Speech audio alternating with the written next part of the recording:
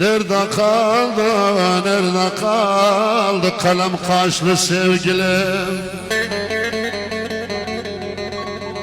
Vay nerede kaldı, nerede kaldı kalem kaşlı sevgilim?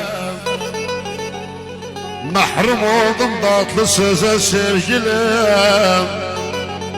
Kaldım gülsüz sen gülüm sen sevgilim. Kokunu ay avucum kokunu sepe sepe bana gel.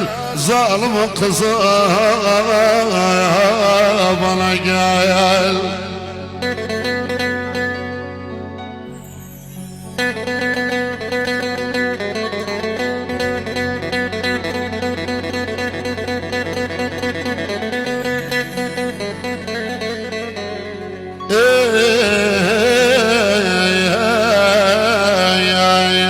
Türlü türlü gam dertlere alıştım.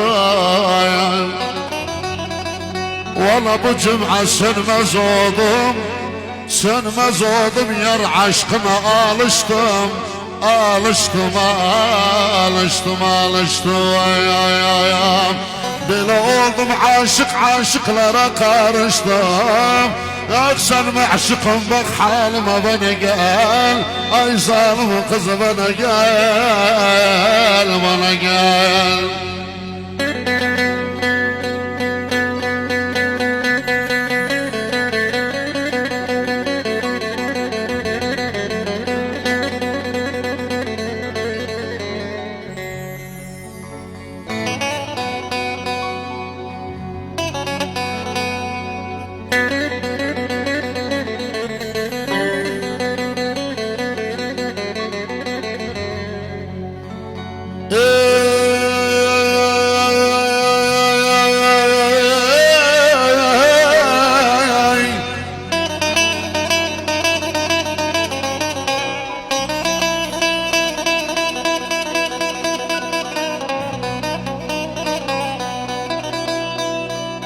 Ay gene taşa taşa acı şarap içerim.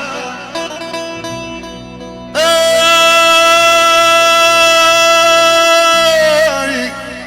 gene sarım için veren oldu içerim. Vallahi hayatım sağ senle nece geçerim. Dermanım say zalimin kızı gel gel. Ele valla darmanım say çaraya bana gel. Ay zalim kızı bana gel, bana gel, bana gel.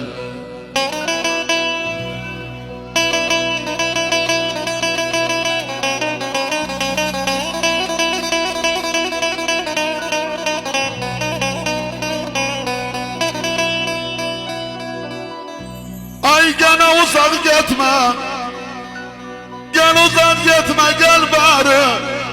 Kesme benden haberi.